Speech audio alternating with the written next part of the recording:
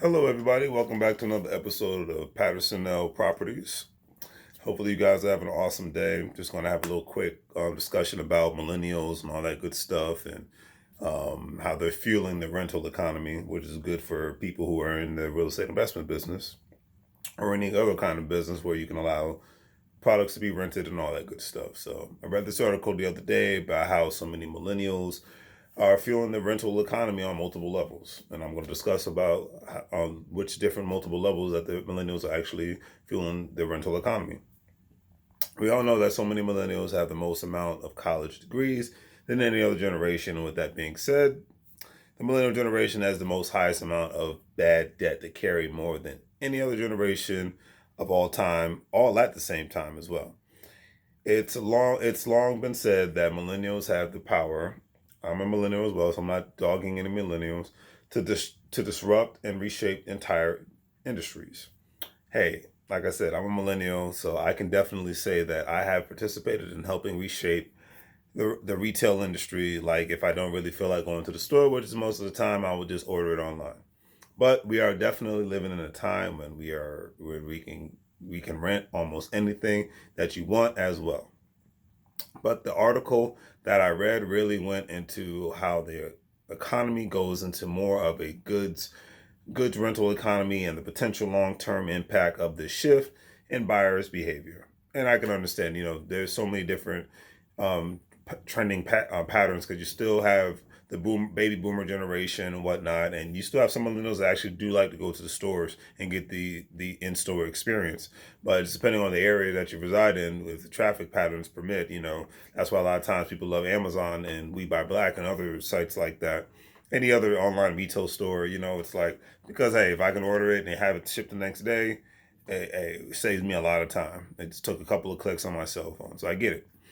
And another thing is nowadays a lot of retailers have been forced to reconsider their current business models and practices. People are even calling this a shaping up to be the renting revolution, which I didn't realize that when I was reading this article. I was like, okay, I'm in a sense a part of the renting revolution. We all are in a sense, especially if you purchase items online. And in the rental revolution, the reasons for renting specific items is because temporary housing is at 45%, expensive upfront costs is at 43%. Testing products before committing is about 41%. Hosting events at home is about 35%. Moving into a new home is at 29%. Redesigning a house is at 27%. So, these figures obviously can vary depending on the market, depending on where you're at and all that good stuff. But, it just depends on the situation.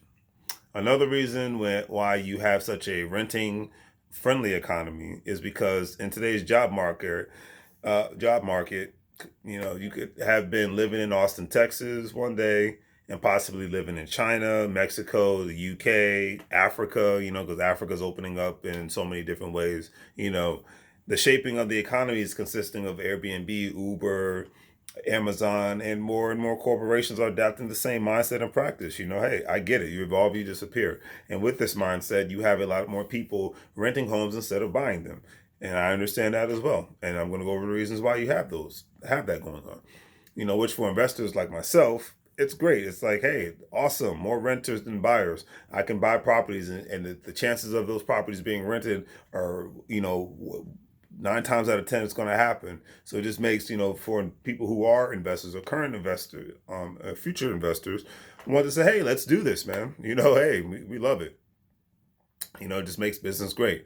Now, the article asks a good question. Is this the end of ownership as we know it? We know that's not true. But since so many people are getting used to being a renter instead of an owner, here is another reason why so many millennials do not want to own their homes and other products. And I don't really ever foresee it being the end of ownership as a whole. I think that's a hoax. But I will say that if you don't really have an incentive to buy and own a home, then why would you? I mean, let's call it. I mean, a lot of people say, well, you get the tax write-offs, and a lot of people's like, okay, well, I got kids, I got a tax write-off. I'm married, I get a tax write-off. I own a business, I get a tax write-off. So I don't need to actually own my home to just get that tax write-off and whatnot. Or if I want to leave, because like I just mentioned earlier, people want to leave, be able to leave and not have to be tied down or anything. They can do that. They want that freedom. We live in the options generation. and that makes things great for the people who want those options. That makes things great for people who are investors like myself, because that gives us more options. So it's just like, it's kind of one of those win-win situations. But the data states that, people rather test things before they actually purchase it. It's actually at 57%. People need temporary solutions at 55%. I can definitely understand it. That's why I think it was called the zip car, if I'm not mistaken. The zip car, because one of my former bosses, one of my former employees I actually worked for, he didn't have a car, but he rented a zip car whenever he needed a car. And I remember with the zip car, as long as you have an account, you get a code, and you can, as long as there's a zip card within a distance, a specific range of you, you could actually just get that car rented, and it was made it way more convenient than having a rental car. And now with Uber, you even have those options. So because I've even heard people take Ubers to like hour to 2 hour locations and whatnot. And hey, in a sense, it's good for the Uber driver, depending on the Uber driver situation. But it's interesting. And then at 52%, people need an item or a service for a short time frame. And a lot of times, a lot of people aren't just holding on to things like they used to. We kind of live in in the millennial era. We live in a minimalist era where people need less things. We hold more pride in having our electronics than we do having clothes, than we do having shoes. As far as fancy shoes, even a fancy car. I've seen people with nicer phones and computers than I have with nice cars. I've seen people with smaller homes than I've seen people with bigger homes. That's the one thing that they're talking about a lot. How a lot of neighborhoods are just sitting stagnant. They're being developed, but people aren't buying them because they're like, I don't want this overpriced single family home. I get it. I totally do. You know, and then hey, it's less expensive than buying. If you're renting something, it's less expensive than buying. Polls show at 43%, and more convenient. Is that than buying something is at 42%. And we live in that conveniency era now. Your cell phone, my cell phone that I'm using right now, it's like, it's more convenient for me to do a video on my cell phone than it is on my computer. So it's just like we live in a convenience era. A recent poll stated that 40% of millennials that they rather rent because they do not like owning things. I can get it. I can understand it. Like I said, not only the minimalist thing, but what if you just want to pick up and go the next day? What if because a lot of people love having this opportunity. Like, I might not make as much money, but I can pick up and go the next, but I want to go. I live in Seattle, I want to go live in Phoenix, kind of mindset. Or I live in New York, I want to go live in Florida, I want to get up and go. I live in Florida, I want to go live in some part of the Midwest. Or I want to go to another country. We have a lot of people that just like, I'm not, have, in a sense that they're like, you know what, I'm not really feeling this atmosphere. This isn't me. This particular country or this particular town and state is me. That's where I'm going. That's the next adventure for me in my life. And people are doing that on their own, because more and more people have more of a entrepreneurial spirit. So I can understand that, and that makes things great for investors like myself. Why? Hey, if you break the contract, I get to keep the security deposit, and a lot of places, I don't do this, but a lot of places, like, yeah, and you got to pay up the X amount of months of rent. You see it in places, especially places like LA, New York, DC, Northern Virginia, Southern Maryland, Atlanta, Miami, places like that, because they're very transient areas. And I heard it's getting like that in Dallas and Houston and New Orleans as well. Very transient areas where people come and they go. They come and go, come and go, come and go. So landlords have to do this in order to ensure that the tenant at least fulfills the freaking lease. I kind of get it, I understand that. Being a landlord, I totally understand that. So, but I digress. I'm off course, as always, when I'm talking about something that I'm passionate about. But, the poll doesn't really indicate that this is the end of ownership. But renting things allows consumers to try things out before they actually purchase something for good. Another caveat to that. With that being said, like, a lot of people, they actually purchase items. Just a great example, they can purchase a dress or a suit, and they know they're only going to wear it one time. So they'll purchase it and return it before the time is up to return it, and get their money back. And they might have to, pay for shipping and whatnot, but they get their money back, and they're like, I'm not going to waste all this money on the item I know I'm only going to wear one time for like a wedding, funeral, unfortunately, prom, whatever, whatever event may have you.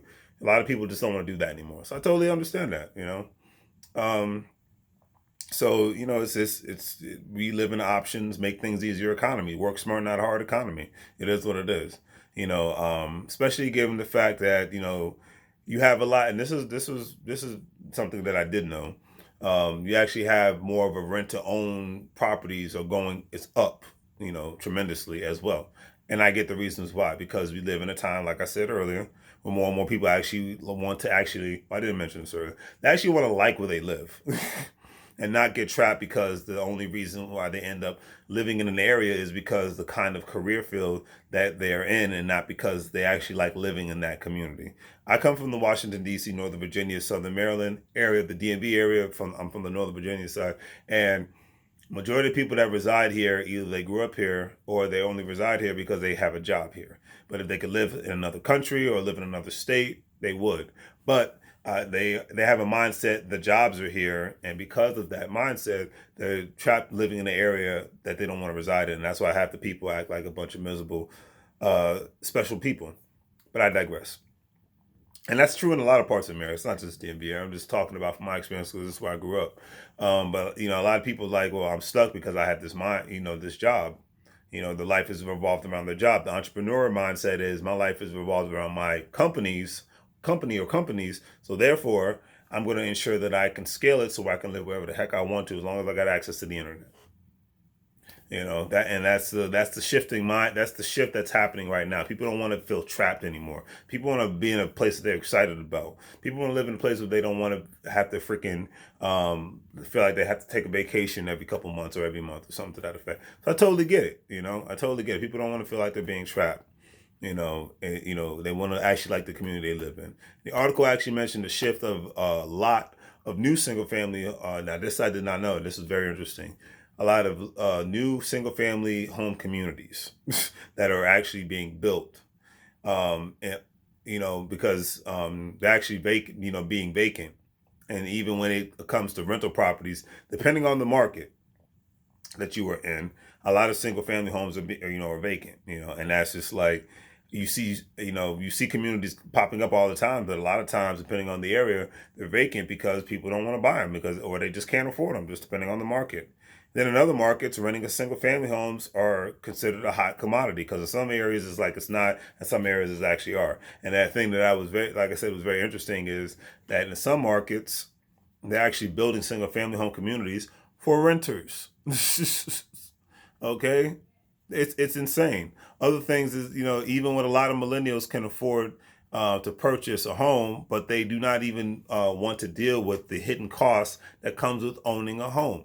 That just goes to show, like previous generations, millennials are renting longer. It actually improves their quality of life for some of them. And that's what it boils down to for millennials and the younger generation. Quality of life. You can't put a price tag on it. That's my personal opinion on that one as well. And as an investor, you got to ensure that you're investing in the right homes, properties, areas, and ensure that it does not affect your quality of life. Just a personal opinion on that one. Okay. Like I said, there are even communities that are being created, and that's just it's insane how they're actually creating single family home communities, and they know that the purpose of these communities is going to be for people to rent these homes, not buy them. So remember that we are in a major shift of demographics here. Okay, major shift.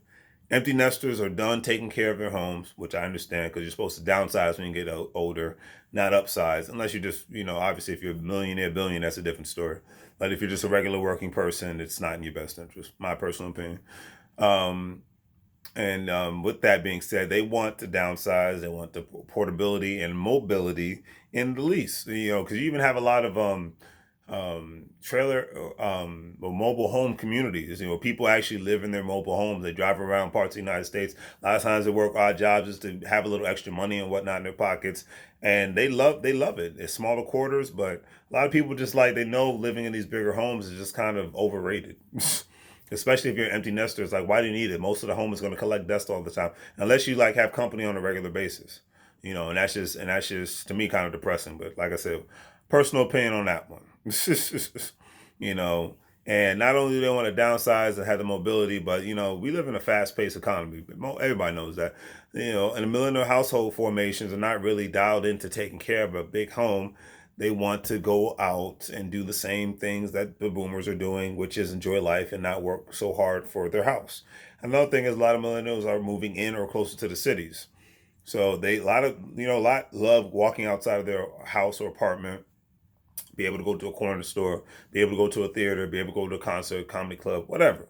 They like that feeling. They don't want to be in a boring suburb where they just go to work, they get on the highway, sit in traffic they don't want to sit in, pay tolls that they don't want to pay, and then come live in a neighborhood they don't really want to live in. It might be nice, safe, and quiet, but it's boring to death, and they binge on probably Netflix and things of that nature. Nothing wrong with that, but it's like, that's the kind of lifestyle you want, go for it. But a lot of people don't.